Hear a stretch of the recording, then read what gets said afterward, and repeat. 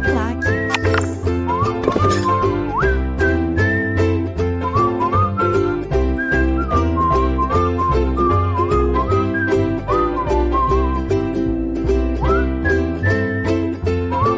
Olá, eu sou o Rodrigo Belmonte, professor de Direito Constitucional e Direito Administrativo, e nós estamos no lacconcursos.com.br.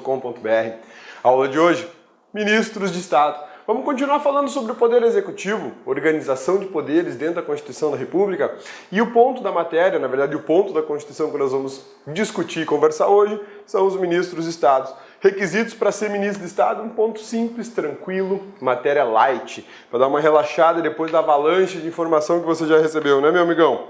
Não é bonitona? Vamos lá então? Olha só, dos Ministros de Estado. Artigo 87 da Constituição Federal de 1988 trata dos auxiliares do Presidente da República, conhecidos como Ministros de Estado.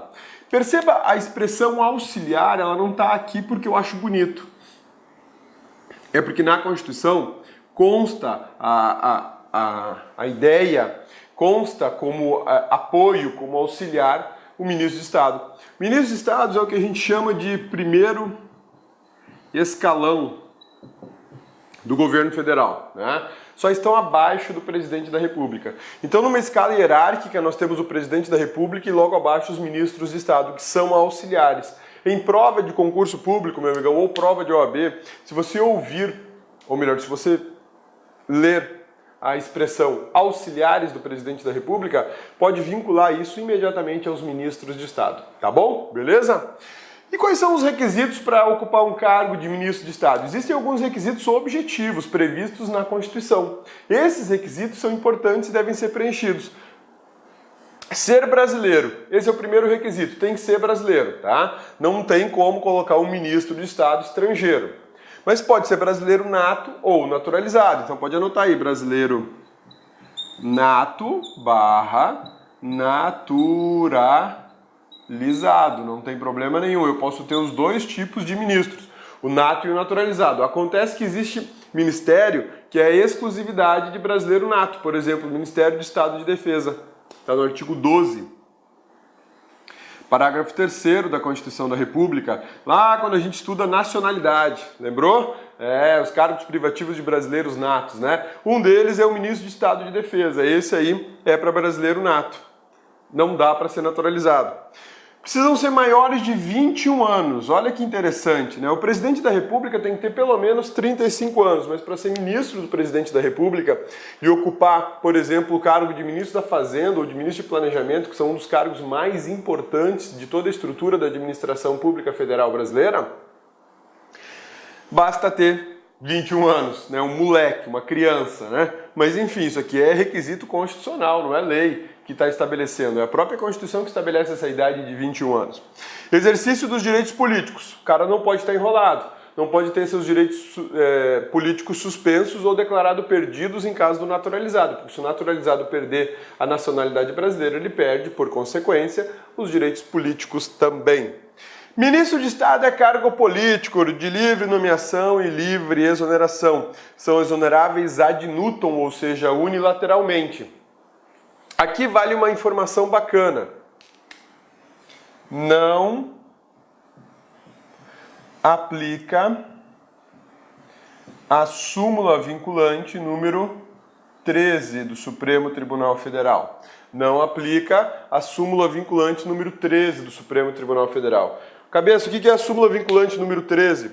A súmula vinculante número 13 do Supremo Tribunal Federal é a que fala do nepotismo, tá? A SV 13, ela não se aplica,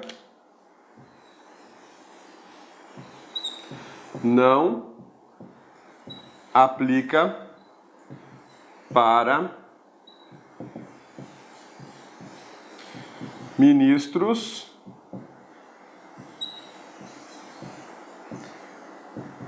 secretários de Estado ou municipais. De Estado e DF, tá? Pode pôr o DF nesse bolo também. Então a súmula vinculante número 13 do Supremo Tribunal Federal, ela não vai ser aplicada para os ministros de Estado e muito menos para os secretários de Estado ou municipais. Por quê? Porque eles são cargos políticos. Cargos políticos de livre nomeação e livre exoneração do chefe do executivo. É o chefe do executivo que escolhe quem vai ser ministro, é o chefe do executivo que escolhe quem vai ser secretário estadual, distrital ou municipal. Belezinha? Sussa, tranquilos? Então vamos voltar para a nossa tela aqui. O que mais que a gente preparou para a aula de hoje?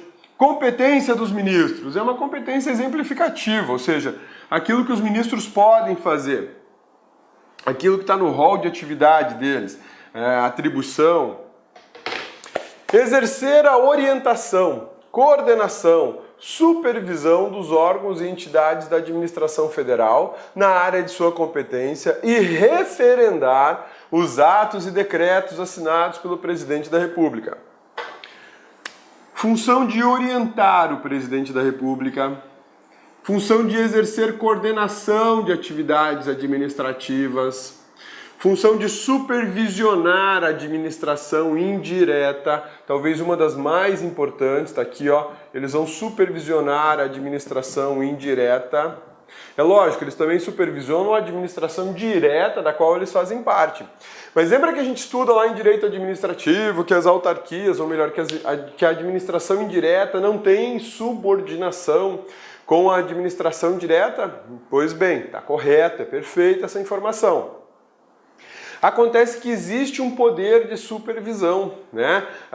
Os ministérios, eles têm poder de supervisão sobre a administração indireta. O ministro da Fazenda, por exemplo, ele pode fiscalizar o Banco do Brasil, a Caixa Econômica, porque ele tem poder de supervisão. Quando alguma atividade vai ser desenvolvida em conjunto pela administração pública direta e a indireta, eles têm poder de coordenação, tá bom? Olha só, dos órgãos e entidades da administração federal. Quando fala administração federal, está falando tanto administração direta como administração indireta. E inclusive aqueles particulares que prestam serviços para a administração, seja na condição de terceiro setor, seja na condição de delegados, como concessionário, permissionário, autorizado, tá bom? Na área de sua competência e referendar atos do presidente da República. Meu amigão, bonitona, você já teve a curiosidade de olhar no final de alguma lei o que está escrito lá embaixo? Tem o nome do presidente da República e em letras menores o nome de outras pessoas. Essas outras pessoas são ministros de Estado. Então, o dia que você estiver com uma lei na mão, qualquer lei que foi sancionada pelo presidente da República, você vai encontrar lá, presidente da República, e embaixo nomes em letras menores. Esses nomes em letras menores são nomes dos ministros de Estado que assinam, que referendam o ato junto com o presidente da República, porque a atividade que está sendo regulamentada naquela lei, o tema que está sendo regulamentado naquela lei, tem a ver com a pasta deles. Então, se o presidente da República sancionar uma lei que fala sobre correção monetária aplicada à poupança, o presidente da República vai assinar, o ministro da Fazenda vai assinar junto. Né? Isso faz parte justamente desse auxílio, dessa orientação que é dada ao presidente da República pelos seus ministros. Expedir instruções para a execução das leis, decretos, regulamentos. Isso aqui é o que a gente chama de poder regulamentar. Ministros de Estado, assim como secretários de Estado, assim como secretários de município, eles detêm o poder regulamentar. Eles podem exercer o poder regulamentar no lugar do presidente da República. Lembra quando nós vimos as competências do presidente da República, as atribuições, as responsabilidades do presidente da República lá no artigo 84 da Constituição? E que lá no 84, inciso 6, se eu não me engano, 6 ou 7, o presidente pode delegar parte daquela competência para os seus ministros? Então, essa é uma hipótese de delegação de competência. Os ministros exercem o poder regulamentar por delegação do próprio presidente da República, além de eles serem portadores desse poder regulamentar para atividades de menor importância vinculados à pasta deles. Apresentar ao presidente da República relatório anual de sua gestão no Ministério. praticar atos pertinentes às atribuições que lhe forem outorgadas ou delegadas pelo Presidente da República e outras atribuições previstas em lei. Esse é um ponto interessante, né? As competências são meramente exemplificativas, não encerra, não fecha só com aquilo que está na Constituição da República. Eu posso ter uma lei falando mais sobre os ministros de Estado, secretários e por aí vai. Ministérios. A lei disporá sobre a criação e extinção de ministérios e órgãos da administração pública. Lembra que nós estudamos no artigo 84 e no artigo 61? Aqui você vai relacionar esse ponto da matéria ao artigo 84 e ao artigo 61 da Constituição Federal. Esses dois dispositivos aqui, basicamente esses dois dispositivos, eles tratam de um assunto muito interessante. Que assunto é esse? Criação de ministérios, né? Criação barra extinção de órgãos e ministérios. Para isso, precisa de lei. Precisa de lei. Isso aqui indica que a competência é privativa do Presidente da República. Competência privativa do Presidente da República para criar e extinguir ministérios, né?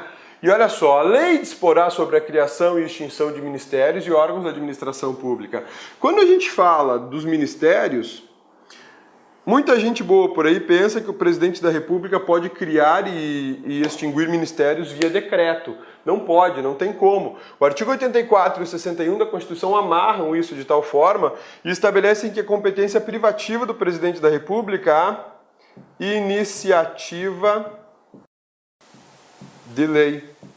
A iniciativa de lei. Tá? A iniciativa de lei, prevista no artigo 61, combinada com 84, é para criação e extinção de órgãos e ministérios, ou seja, eu vou ter que ter lei. Sem lei eu não consigo mexer nisso aqui. A regulamentação do ministério criado por lei ocorrerá por decreto presidencial. Olha aqui, ó, artigo 84, inciso 6, a linha A da Constituição Federal, que é aquela capacidade, aquele poder regulamentar que o Presidente da República tem de organizar a própria administração pública federal. Então eu crio por lei um ministério, está criado o Ministério da Tecnologia da Informação. Pronto, beleza. E aí, com um decreto presidencial, eu posso regulamentar toda a estrutura desse ministério. Mas vejam, a criação do ministério foi feita por lei. Criar ministério precisa de lei. Organizar ministério pode ser por decreto. Criar ministério precisa de lei. Organizar o ministério pode ser por decreto. Eu não posso criar ministérios por decreto, por medida provisória, por emenda constitucional. Não vai rolar. E que lei é essa? Lei complementar ou lei ordinária? Lei ordinária. Pode ser lei ordinária sem problema algum. Belezinha? Sussa, tranquilos? Então, meu amigão, é isso aí. Falei pra vocês, aula light, tranquilinha, bacaninha, rapidinha, né? E aí a gente conclui a nossa aula sobre ministros e ministérios, requisitos, a gente viu conceitos e o que eles fazem. Agora, se quer mais informação de direito constitucional, acesse maisconstitucional.com.br. E se o teu negócio é direito administrativo, pode acessar maisadministrativo.com.br. Siga o Cabeça no Instagram, no Facebook e no Periscope. No Instagram, @RodrigoAbelmonte. No Facebook, Rodrigo Abelmonte. E no Periscope, @Rodrigo Abelmonte, sem E lá no final. Nesses dois aplicativos de smartphones e também de celulares, porque o Periscope, mais smartphones e computadores, porque o Periscope você também pode assistir por periscope.tv. Você pode assistir as transmissões que o Cabeça faz ao vivo sobre matérias de direito constitucional e de direito administrativo. Belezinha? É isso aí, meu amigão. Mais uma etapa vencida e você, guerreiro, tá firme e forte. Você, guerreira, estão firmes e fortes nessa parada. Vamos lá, rumo agora ao Conselho de Defesa Nacional e o Conselho da República e a gente encerra o Poder Executivo e já prepara para entrar no Poder Judiciário, a última parte da organização dos poderes. Belezinha? Te aguardo na próxima aula. Fica com Deus, bons estudos e até logo. Clique like.